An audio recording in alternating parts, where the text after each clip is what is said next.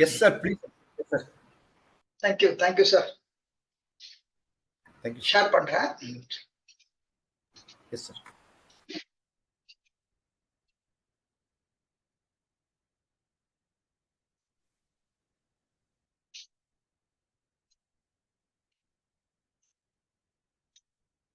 Okay, கரெக்டா இருக்கா? Super sir. Audio video ரெண்டுமே சூப்பர் சார். நன்றி சார். தேங்க்யூ. எல்லா புகழும் இறைவனுக்கே. அனைவருக்கும் வணக்கம். பிஆர்எஸ் அகாடமியில பல மீட்டிங் பேசியிருக்கோம்.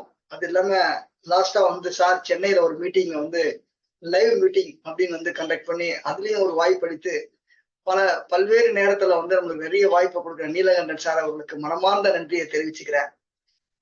ஏதோ அதாவது வந்து நம்ம தெரிஞ்சதை நம்மளோட சமூகத்துக்கு கொடுக்கணுன்ற அர்ப்பணிப்பு அவருக்கும் இருக்கு. அதோட நம்மளும் சேர்ந்து பயணிக்கிறோம் அப்படின்ற ஒரு நல்ல ஒரு விஷயத்தையும் ஷேர் பண்ணிக்கிறோம். Okay, thank you Neelakandan sir, VRS academy சார்பா தேங்க்யூ, நன்றி தெரிவிச்சுக்கிறேன். ஓகே, இன்னைக்கு பார்க்க போற டாபிக் என்ன அப்படின்னா வந்து நம்ம வந்து எஜுகேஷன் ப்ராசஸ் வந்து ஏற்கனவே பார்த்திருப்போம், இல்லைன்னு சொல்லணும். ஆனா வந்து அப்பப்போ ஒரு ரீகேப் பண்ணி நம்மளுடைய ரிமெம்பர் வச்சுக்கிறதுக்காக இப்ப டைம் பீயிங்க்கு வந்து 1920க்கு நோட்டீஸ் வந்து போட்டிருக்காங்க. கரெக்டுங்களா? சார்ட்ல கிட்டத்தட்ட 30 பேர் இருக்காங்க. இப்ப 1920க்கு நோட்டீஸ் கொடுத்திருக்காங்களா இல்லையா, வந்திருக்கா வரல, எஸ் ஆர் நோ? 1920க்கு நோட்டீஸ் கொடுத்திருக்காங்க, எஸ். அது என்ன ஃபார்ம் அப்படின்னு சொல்ல முடியுமா? டிஆர்சி 01 அப்படின்ற விஷயங்கள் கொடுக்குறாங்க. ஓகேங்களா?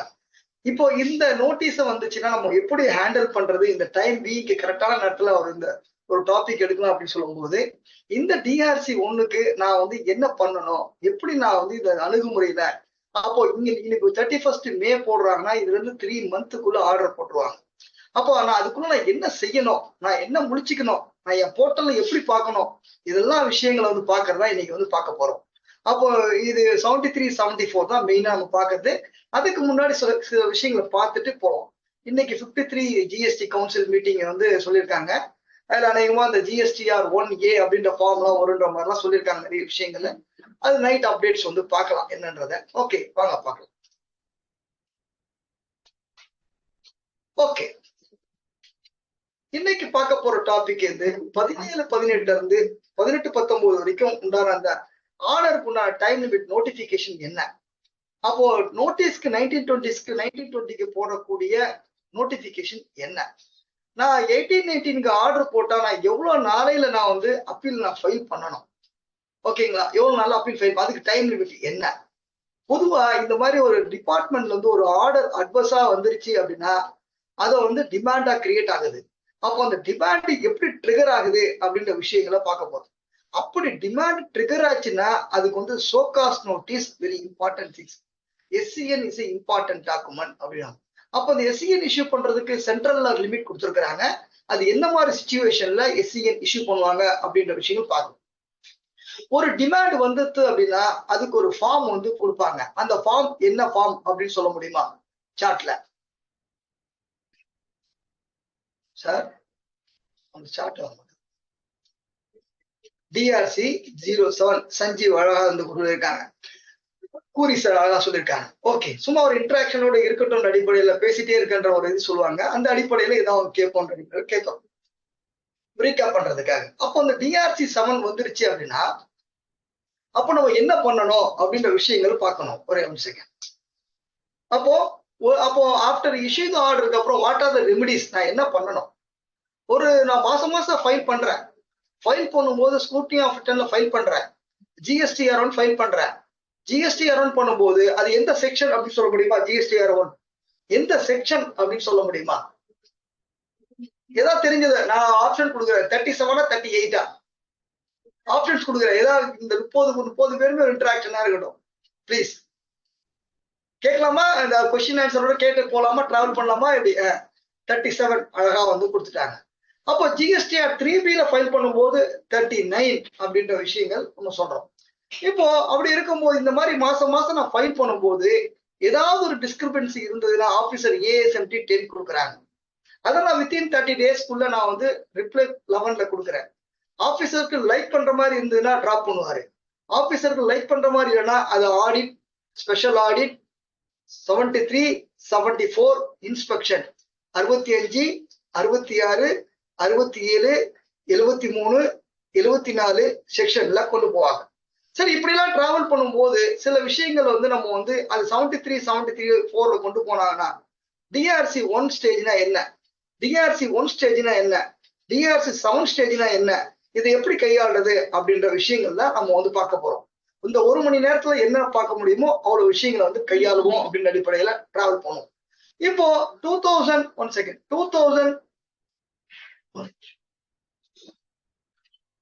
2017, 18, 19க்கு நோட்டீஸும் போட்டாங்க, ஆர்டரும் போட்டாங்க. ஓகேங்களா? அப்படி இருக்கும்போது என்ன ஆகுது அப்படின்னு பார்க்கும்போது இப்போ 73, 74 தெரியாம தப்பு செஞ்சா 73, தெரிஞ்சே தப்பு செஞ்சா 74, அப்படின்னா போனஃபைட் மிஸ்டேக் அப்படின்னா 73, டெலிபரேட்டட் மிஸ்டேக்னா 74 அப்படின்னு தெரிஞ்சுக்கலாம். இப்ப 73 என்ன சிச்சுவேஷன்ல வரும், 74 என்ன சிச்சுவேஷன்ல வரும் அப்படின்ற விஷயத்தை பார்க்கலாம். 73 பொறுத்த வரைக்கும் FWS fraud wilful statement suppression இருக்கவே கூடாது. அப்போ 74ல fraud WFWS fraud wilful statement suppression எல்லாம் 74ல இருக்கும். தெரிஞ்சுக்க விஷயம், அதெல்லாம் உங்களை டீட்டெயிலா பார்க்கலாம். இப்போ இந்த டைம் லிமிட் 73ல வந்து நோட்டீஸ் கொடுத்துருக்காங்க. அப்போ ஆர்டர் போட்டிருக்காங்க 17, 18க்கு. டியூ டேட் என்ன, 31st டிசம்பர் 2023. அப்போ எவ்வளவு நாள் அப்பீல் போயிருக்கணும் அப்படின்னு சொல்ல முடியுமா? எவ்வளவு நாள்ல அப்பீல் போயிருக்கணும்? 31st டிசம்பர் அப்படின்னு 17, 18 ஆர்டர் போட்டாங்கன்னா எவ்வளவு நாள் நான் அப்பீல் போயிருக்கணும்? 3 மாசமா அல்லது 4 மாசமா? 3 month.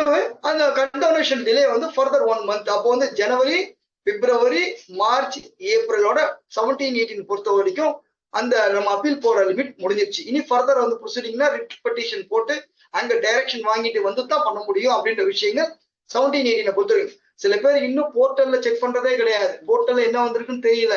என்னைக்கு ரெக்கவரி வருதோ அன்னைக்குதான் வந்து தெரிய வருது. 91 நாள் தெரிய வருதுன்றது குறிப்பிடத்தக்கது. தெரிஞ்சுக்கொண்ட விஷயங்கள். ஓகே, இது 17, 18 பொறுத்த வரைக்கும். அப்ப 18, 19 பொறுத்த வரைக்கும் ஆர்டர் டேட் வந்து 30th ஏப்ரல். அப்ப 30th ஏப்ரல் அப்படின்னும் போது இது எங்க சொல்லுது நோட்டிபிகேஷனு? 56/2023ல நோட்டிபிகேஷன் சொல்லுது. தெரிஞ்சுக்கொண்ட விஷயம். ஓகே, இது வந்து 17, 18க்கும் 18, 19க்கும். இப்ப 19, 20க்கு வந்து கொடுக்கும்போது என்ன கொடுக்குறாங்க அப்படின்னு பார்க்கும்போது இதுல வந்து உங்களுக்கு வந்து இப்போ நோட்டீஸ் வந்து இஷ்யூ ஆயிருக்கு. எப்போ 31st May 2024க்குள்ள இஷ்யூ ஆயிருக்கும். அதான் டைம் லாஸ்ட் டே. சில பேர் 20 May இஷ்யூ ஆயிருக்கும். அது மாதிரி அந்த மாசத்துல ஃபுல்லா 31st கட் அப்டேட் பண்ணிருப்பாங்க. அப்ப இன்னைக்கு பார்த்தா வந்து அந்த 19, 20க்கு 73ல நோட்டீஸ் ஆபீசர் DRC 1 இஷ்யூ பண்ண முடியாது, 74ல இஷ்யூ பண்ண முடியும் அப்படின்னு குறிப்பிடத்தக்கது. அப்போ அதுக்கு ஆர்டர் எவ்வளவு நாள் போடணும்? 31/8/2023க்குள்ள போடுவாங்க. இந்த நோட்டீஸுக்கும் ஆர்டருக்கும் 3 மாசம் கேப் வந்து ஒரு கேப் வச்சுக்கணும் அப்படின்னு சொல்லும் போது இந்த நோட்டீஸ் போட்டாங்க அப்படின்னும் போது நீங்க 30 டேஸ்க்குள்ள ரிப்ளை பண்ணணும். அப்புறம் ரிமைண்டர் 3 ரிமைண்டர் கொடுப்பாங்க. இந்த மாதிரி விஷயங்கள் எல்லாம் இருக்கு. அப்போ 19, 20 பொறுத்த வரைக்கும் 31st May 2024க்கு DRC 1 இஷ்யூ பண்ணிட்டாங்க. ஓகேங்களா? ஓகே, கூறி சார் ஆகஸ்ட் 2014 சொல்றாரு. Okay, super sir. ஓகே, மாத்திக்கிறேன் சார். 31st 8, 2023 இருக்கிறத 31st 8, 2024 மாத்திக்கிறேன். Sorry, thank you. அப்போ வந்து பண்ணிக்கலாம். இந்த ஆர்டர் வந்து எவ்வளவு நாள் போடணும்னு சொல்லியாச்சு. ஓகேங்களா? 24க்குள்ள 31st போடணும். Notification number 56/2023. அப்போ நம்ம என்ன பண்ணணும்? போர்ட்டல்ல நோட்டீஸ் வந்திருக்கா வரலையா? Reply tab not open, reply tab not open அப்படி பார்க்கலாம் சார். கடைசியில் பார்ப்போம். எப்போ ரிப்ளை டேப் ஓபன் இல்லை அப்படின்றத கடைசியில் நான் வந்து பாக்குறேன். இப்போ இந்த நோட்டீஸ் அப்படின்னும் போது இந்த நோட்டீஸ் வந்திருக்கா, ஆர்டர் வந்திருக்கா அப்படின்றத போர்ட்டல்ல யூசர் சர்வீஸ்ல வந்து வியூ நோட்டீஸ் அப்படின்ற போர்ட்டல்ல நம்ம போய் பார்த்து கொள்ள வேண்டும். அப்படி பார்க்கும்போது கேட்கும்போது இந்த வியூல போனீங்கன்னா அங்க ரிப்ளை அப்படின்னு இருக்கும். அந்த ரிப்ளைல போனீங்கன்னா ரிப்ளை வந்து DRC 1A stage, SCN stage இருக்கும். SCN கிளிக் பண்ணி போனீங்கன்னா ரிப்ளை சப்மிட் பண்ண முடியும் அப்படின்ற விஷயங்கள் பார்க்கலாம். ஓகே, இப்போ இந்த 9/2023ல தான் இந்த ஆர்டரை வந்து இது பண்றாங்க. இது என்ன பண்றாங்க அப்படின்னும் போது 17, 18 பொறுத்த வரைக்கும் 31st டிசம்பர் 2023 இதுலயே இந்த இருக்கிறத வந்து 18, 19, 19, 20ல இருந்ததை ஃபர்தர் எக்ஸ்டெண்டட் பண்ணாங்க. அந்த ஃபர்தர் எக்ஸ்டெண்டட் எப்போ பண்ணாங்க அப்படின்னும் போது 56ல வந்து எக்ஸ்டெண்டட் பண்ணாங்க. ஆனா ஆக்சுவலா இந்த மாதிரி நோட்டிபிகேஷன் டைம் லிமிட்லாம் மாத்தும் போது செக்ஷன் 168A அப்படின்ற விஷயங்கள் வந்து கையாளுறாங்க.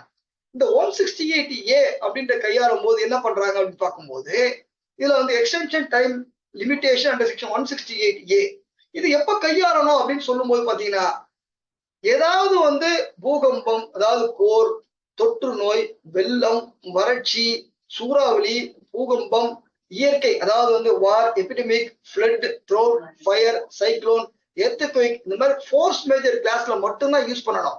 ஆனா இவங்க என்ன பண்றாங்க, நார்மலா 168A வந்து யூஸ் பண்றாங்க. இதனால நிறைய பேர் என்ன சொல்றாங்கன்னா, பெரியவங்க என்ன சொல்றாங்கன்னா, இந்த நோட்டிபிகேஷன் நீங்க எக்ஸ்டெண்ட் பண்ணதே செல்லுபடி ஆகாது அப்படின்னு ஃபைட் பண்றாங்க. நம்ம அதுக்கெல்லாம் போல விட்டுருவோம். அப்போ 168A பொதுவா இந்த மாதிரி டைம்ல தான் யூஸ் பண்ணணும் அப்படின்னு சொல்லுது. இவங்க நார்மல் டைமுக்கும் யூஸ் பண்றாங்க. ஆனா எப்போ யூஸ் பண்ணணுமோ 16 சப்செக்ஷன் 4க்கு எக்ஸ்டென்ஷன் இன்னைக்கு வரைக்கும் நம்ம வந்து கிடைக்கல. அதெல்லாம் அந்த மாதிரி டைம் கோவிட் டைம்ல மாத்தி கொடுத்துருக்கணும். அதெல்லாம் கொடுக்கல. ஆனா இந்த ஒரு ஆர்டர் போடுறதுக்கு மட்டும் 168Aல ஃபோர்ஸ் மேஜர் கிளாஸ வந்து யூஸ் பண்றாங்க அப்படின்ற ஒரு தகவலோட நம்ம வந்து தெரிஞ்சுக்குவோம் அப்படின்னு. அப்போ 168A power of government extended time limit பண்றதுக்கு யூஸ் பண்றாங்க. அது எல்லா நேரங்கள்லயும் பண்ணக்கூடாது. இந்த மாதிரி வந்து பிரிவின் போரு, இந்த மாதிரி ஃப்ளட், இந்த மாதிரி டைம்ல தான் அது யூஸ் பண்ணணும் அப்படின்றதுக்காக கொடுத்துருக்காங்க. அது நார்மல் டைமுக்கு யூஸ் பண்றாங்க. இதனால கொஞ்சம் பெரியவங்க எல்லாரும் சண்டை போடுறாங்க அப்படின்ற விஷயங்கள் தெரிஞ்சுக்கலாம். ஒரு ஜஸ்ட் ஒரு இன்ஃபர்மேஷனுக்காக கொண்டு போறோம். ஓகே, இப்போ 2018-19க்கு நம்மளுக்கு வந்து ஆர்டர் வந்து 30th April 2024 வந்து போட்டாங்க. 1920 பொறுத்த வரைக்கும் வந்து நோட்டீஸ் வந்து 31st May 2024 வரைக்கும் போட்டாங்க. அப்போ ஆர்டர் என்னைக்கு போடுவாங்கன்னா 31/8/2024ல இங்க கரெக்டா போட்டிருக்கேன் 2024. அப்போ 31/8/2024க்குள்ள ஆர்டரை வந்து கையாளுவாங்க. அப்போ இன்னைக்கு இன்னும் என்ன ஆச்சு, இப்போ வந்து இன்னைக்கு டேட் 22. அப்போ வந்து நம்மளுக்கு இன்னும் வந்து ஒரு 2 மாசம் இருக்கு. ஆனா இருந்தாலும் 31st May போடுறாங்கன்னா 30th Juneக்குள்ள நம்ம ரிப்ளையை வந்து ஃபைல் பண்ணா பெனாலிட்டியை அவாய்ட் பண்ணலாம். அதான் தெரிஞ்சுக்க வேண்டிய விஷயம். வித்தின் 30 டேஸ் நோட்டீஸ் வந்ததுல இருந்து டிஆர்சி வந்ததுல இருந்து கம்யூனிகேஷன் பண்ணதுல இருந்து 30 டேஸ் அப்படின்னு தெரிஞ்சுக்கலாம். சரிங்க சார், இப்போ 18-19க்கு உள்ள போறோம். 18-19க்கு எனக்கு ஆர்டர் வந்துருச்சு. ஆர்டர் வந்தா எனக்கு இப்ப அடுத்த ஸ்டேஜ் எனக்கு என்ன இருக்கு அப்படின்னும் போது நான் 3 மந்த்துக்குள்ள ரெக்டிபிகேஷன் போலாம். அந்த ரெக்டிபிகேஷன் வந்து போலாம்னா ஆபீசர் இந்த ரெக்டிபிகேஷன் கரெக்ட் பண்றதுக்கு டைம் அளவு 6 மாத காலங்கள் டைம் அளவு. இதுல என்ன சொல்றாங்க அப்படின்னும் போது ஏதாவது வந்து ஒரு அரித்மெட்டிக்கல் எரர், கிளரிக்கல் எரர், இந்த மாதிரி விஷயங்கள் ஏதாவது முன்னாடி டிஆர்சி பணம் கட்டிருப்பீங்க, அவங்க ஆபீசர் கன்சிடர் பண்ணாம இருக்கலாம். அந்த மாதிரி பட்சத்துக்கு மட்டும்தான் வந்து இந்த மாதிரி ஃபார்ம் வந்து கையாள முடியும், மொத்தத்துக்கு எதுவும் பண்ண முடியாது அப்படின்னு வந்து நிறைய கிளாரிட்டி வந்து டெல்லியில இருக்க ஜிஎஸ்டி டெல்லிலாம் கொடுத்துருக்காங்க. இன்னும் நம்ம இதுல இருந்து வரல. அப்போ இந்த அப்படி பண்ணாலும் அந்த ஆபீசர்ஸை பொறுத்த வரைக்கும் ஒரு நேச்சுரல் ஜஸ்டிஸ வந்து மெயின்டைன் பண்ணி அந்த ஆர்டரை கன்சிடர் பண்ணி மாத்தி கொடுக்கணும் தப்பா இருந்தா அப்படின்னு சொல்ற இந்த ஒரு 18-19க்கு ஆர்டர் வந்துச்சு அப்படின்னா தப்பா இருந்ததுன்னா ரெக்டிபிகேஷன் 161ல வித்தின் 3 மந்த்ல ஃபைல் பண்ணலாம். அப்போ ஆபீஸர் கரெக்ட் பண்றதுக்கு ஆர்டர் போட்டதுல இருந்து வித்தின் 6 மந்த். ஓகேங்களா? அப்ப எல்லாத்துக்கும் பண்ண முடியுமா? வெனி அரித்மெட்டிக்கல் எரர், ஏதாவது வந்து தப்பாயிடுச்சு, கிளினிக்கல் எரர், ஏதாவது பணம் நீங்க கட்டியிருந்து அதை கன்சிடர் பண்ணாம விட்டுட்டாங்க அப்படின்னா அந்த மாதிரி விஷயங்களை கையாள முடியும் அப்படின்னு சொல்றதுதான் இந்த 18-19ல நம்ம வந்து ஆர்டர் போட்ட அப்புறம் சரியா இருந்தா பணத்தை கட்டலாம், அப்படி இல்லைன்னா ரெக்டிபிகேஷன் போலாம், அப்படி இல்லைன்னா அப்பீலுக்கு போக வேண்டும் அப்படின்றது. இந்த அப்பீல்ன்ற போது என்னுடைய யூடியூப்ல பாத்தீங்கன்னா அப்பீல் பத்தி நான் வந்து ஒரு மணி நேரம் கிளாஸ் எடுத்திருக்கேன். அதை நீங்க யூஸ் பண்ணி பாத்துக்கோங்க, உங்களுக்கு ஒரு ஒரு புரிதல் தருவது இருக்கும். இப்போ 18-19 பொறுத்த வரைக்கும் இந்த ஸ்டேஜ். சரிங்க சார், அப்போ 18-20 பொறுத்த வரைக்கும் 30th April அப்படின்னு சொன்னீங்க அப்படின்னா அந்த ஸ்டேஜ் ரெக்டிபிகேஷன் ஸ்டேஜ் இல்லை அப்படின்னா அடுத்த அப்பீல் ஸ்டேஜுக்கு போறோம். அந்த அப்பீல் ஸ்டேஜை பொறுத்த வரைக்கும் வந்து நான் ஏப்ரல்ல வந்து நான் வந்து வந்ததுன்னா அதுல இருந்து 3 மாசம் போது ஜூலை 2024க்குள்ள நான் வந்து ஃபைல் பண்ணணும். அதுக்கு மேல கண்டோனேஷன் தகுந்த காரணங்கள் இருந்தது அப்படின்னா ஃபர்தர் 1 மந்த் வந்து கொடுப்பாங்க. August is the due date. அப்போ 2018-19 பொறுத்த வரைக்கும் போர்ட்டல்ல ஏதாவது ஆர்டர் வந்திருக்கா, ஆர்டர் வந்தா ரெக்டிபிகேஷன் போறோமா, இல்ல அப்பீல் போறோமா, அப்பீல் போனா எவ்வளவு நாளா போனோம், அப்போ ஆகஸ்ட்குள்ள போனோம் அப்படின்ற ஒரு நல்ல ஒரு ஜெனரல் ஒரு அவேர்னஸ தெரிந்து கொள்ள வேண்டும். இந்த டைம்ல தெரிந்து கொள்ள வேண்டும். ஏன்னா நிறைய பேர் பார்க்காம அது ரெக்கவரி வரைக்கும் போயிடுது. ரெக்கவரி போன 91 நாளைக்கு டென்ஷன் ஆகி பல பிரச்சனைகளை ஃபேஸ் பண்றோம் அப்படின்ற விஷயங்களை தெரிஞ்சுக்கலாம். ஓகே, இப்போ இதே 19-20 பொறுத்த வரைக்கும் டைம் லிமிட்டை பொறுத்த வரைக்கும் வந்து நம்மளுக்கு வந்து 31 மேல வந்து டிஆர்சி 1 கொடுத்திருக்கிறாங்க. ஆர்டரை 31/8 ஆர்டர் போட வேண்டும். அப்போ நோட்டீஸ் இப்போ மே 2024 வந்து அப்புறம் நான் என்ன செய்யணும்? நான் ரிப்ளை கொடுக்கணும். அந்த ரிப்ளை கொடுக்கிற ஃபார்ம் டிஆர்சி 06.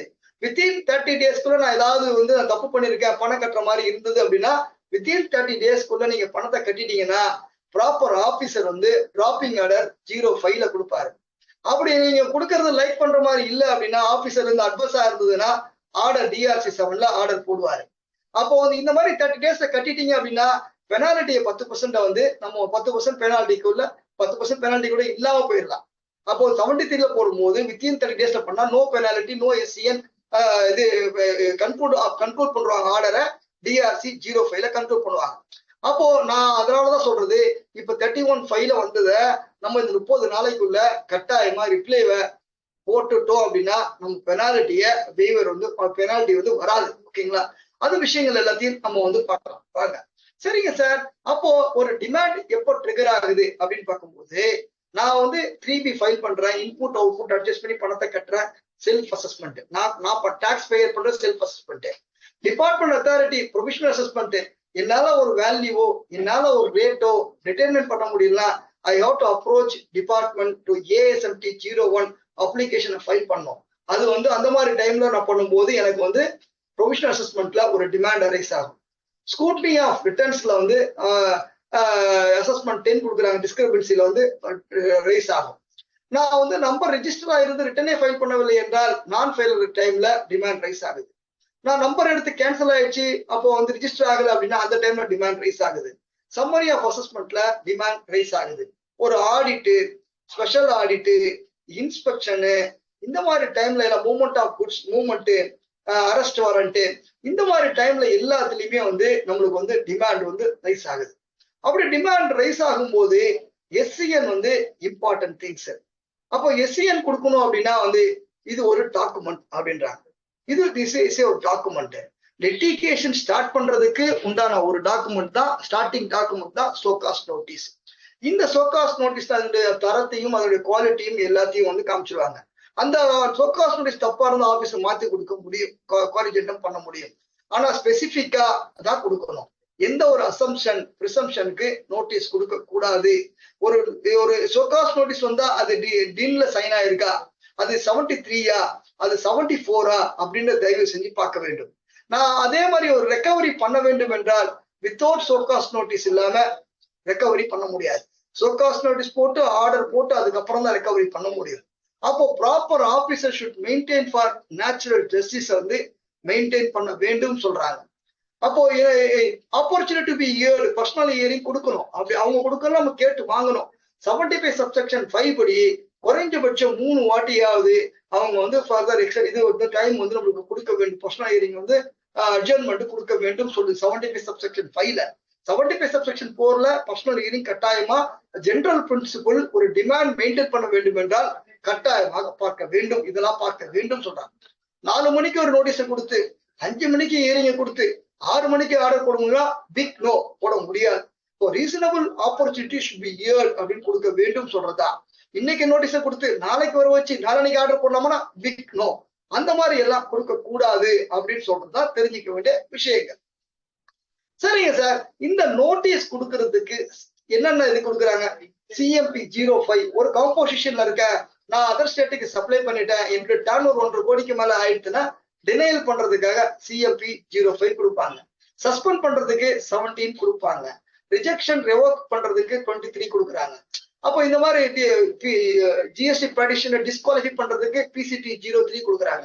ஒரு ரீஃபண்ட ரிஜெக்ட் பண்றதுக்கு RFT 08 கொடுக்குறாங்க. ஒரு சம்மரி ஆஃப் அசஸ்மெண்ட்டுக்கு 14 கொடுக்குறாங்க. இன்னைக்கு பார்க்க போற டாபிக் 73, 74 SCL கொடுக்குறாங்க. இது இல்லாம டாக்ஸ் கலெக்ட் பண்ணி நான் பே பண்ணவே இல்லை, 3 மாசம் ஆச்சு அப்படின்னா 76ல வந்து நோட்டீஸ் கொடுப்பாங்க, சோகாஸ்ட் நோட்டீஸ் கொடுப்பாங்க. மேஜர் கருவு என்ன அப்படின்னா show cause notice is a very important document. இதை பேஸ் பண்ணி தான் அவங்க வந்து நம்ம 73, 74ல கொடுக்குறாங்க அப்படின்னு விஷயங்கள் தெரிஞ்சுக்கலாம். அப்படி சோகாஸ்ட் நோட்டீஸ் கொடுக்க வேண்டும் என்றால் சென்ட்ரல்ல வந்து ஒரு சர்க்குலர் கொடுத்துருக்காங்க. அந்த சர்க்குலர் 31/2015ல வந்து என்ன கொடுக்குறாங்க, ஒரு சூப்பர்டென்டா இருந்தாரு அப்படின்னா அவர் சிஜிஎஸ்டில வந்து 10 லட்சம் ரூபாயும் ஐஜிஎஸ்டில 20 lakhs வரைக்கும், சியும் ஐயும் இருந்தா 20 lakhs. இந்த லிமிட்டுக்குள்ள தான் அவங்க ஆர்டர் போட வேண்டும். இது டெப்டி அண்ட் அசிஸ்டன்ட் கமிஷனர் இருந்தா சிஜிஎஸ்டி 10 லட்சத்துல இருந்து 1 கோடிக்கு உள்ள, ஐஜிஎஸ்டி இருந்தா 20 லட்சத்துல இருந்து 2 கோடிக்கு உள்ள அப்படின்றாங்க. இது அடிஷனல் ஜாயிண்ட் கமிஷனர் இருந்தா 1 கோடிக்கு மேல எங்க சிஜிஎஸ்டில, இதே வந்து ஐஜிஎஸ்டில 2 கோடிக்கு மேல. அப்போ இந்த மாதிரி ஒரு அமௌண்ட் நிர்ணயம் பண்றாங்க. இந்த அளவுக்கு தான் நீ இந்த ஆபீசர்னா இந்த அளவுக்கு தான் போடணும் அப்படின்னு சென்ட்ரல்ல இருக்கு. ஆனா ஸ்டேட்ல இருக்கிற மாதிரி எனக்கு எதுவும் தெரியல. சென்ட்ரல்ல இருக்கிற சர்க்குலரை மட்டும் கோட் பண்ணணும். ஏன் இது கோட் பண்றோம்? நாளைக்கு ஒரு ஆபீசர்ஸ் பிடிக்கல, ஏதோ ஒரு பிரச்சனை இருக்கு, அவர் போட்ட ஆர்டர் சரியில்லை, நீங்க மேல்முறையீடு செய்யணும் அப்படின்னா நீங்க போட்ட ஆர்டர், இந்த ஆர்டர் உங்க லிமிட் இவ்வளவுதான், நீங்க போட முடியாதுன்னு அட்லீஸ்ட் சொல்றதுக்காக ஒரு சர்க்குலரை வந்து மீறி பண்ணக்கூடாது இல்லையா? அது மாதிரி விஷயங்களுக்கு தெரிஞ்சுக்கிறதுக்காக இதை வந்து நம்ம கோட் பண்றோம். தெரிஞ்சுக்க வேண்டிய விஷயங்கள். சரிங்க சார், ஒரு டிமாண்ட் ட்ரிகர் ஆயிடுச்சு, ட்ரிகர் ஆன அப்புறம் டிமாண்ட் வந்துட்டு அப்ப நான் என்ன பண்ணணும்? ஒண்ணு பணத்தை கட்டணும், டாக்ஸ் வில் பே, பணத்தை கட்டணும். அப்படி இல்லைன்னா அந்த டிமாண்ட் வந்ததுல இருந்து வித்தின் 3 monthsக்குள்ள நான் அப்பீல் ஃபைல் பண்ணணும். கண்டோனேஷன் தகுந்த காரணங்கள் இருந்தா உங்களுக்கு வந்து ஃபர்தர் வந்து 1 month வந்து நீட்டிக்கப்படும். அதான் அப்ப 3+1 அப்படின்னு தெரிஞ்சுக்கணும். நான் 90 நாள் 93 மாசம் ஆயிடுச்சு நான் போயிடலன்னா ரெக்கவரி ப்ராசஸ் வந்து ஸ்டார்ட் பண்ணிடுவாங்க. இப்போ ரெக்கவரி ப்ராசஸ் வந்து ஸ்டார்ட் பண்ணிடுவாங்க. அப்போ ஒரு ப்ராப்பர் ஆபீசர் வந்து உங்களுக்கு வந்து பண்றது அட்ஜுடிகேஷன் ஆபீசர், அட்ஜுடிகேஷன் அத்தாரிட்டி. அவங்க ஆர்டர், அவங்க பாஸ் பண்ற ஆர்டர் இன் ஒரிஜினல் அப்படின்னு சொல்லுவாங்க. அப்போ இந்த மாதிரி விஷயங்கள் எல்லாத்தையுமே வந்து பார்க்கணும். அப்போ டிமாண்ட் வந்துச்சுன்னா பணத்தை கட்டணும், அப்படி இல்லைன்னா அப்பீல் போகணும். எவ்வளவு நாள்ல போகணும்? 3+1. நான் 3 மாசத்துல போறேன்னா ரெக்கவரி வந்து 3 monthல ஸ்டார்ட் ஆயிடும். இந்த ஸ்டேஜ்ல தான் நிறைய பேருக்கு தெரிய வருது. நான் 91 நாள் அன்னைக்கு ஆபீசர் போன் பண்ணி உங்களுக்கு ரெக்கவரி இருக்கு அப்படின்னா அப்பதான் வந்து சொல்றாங்க டிமாண்ட் இருக்கு, போர்ட்டல் இருக்கு. ரெகுலரா நம்ம ஜிஎஸ்டி 3B பண்றதுனால அப்போ பாத்துக்கிறோம்.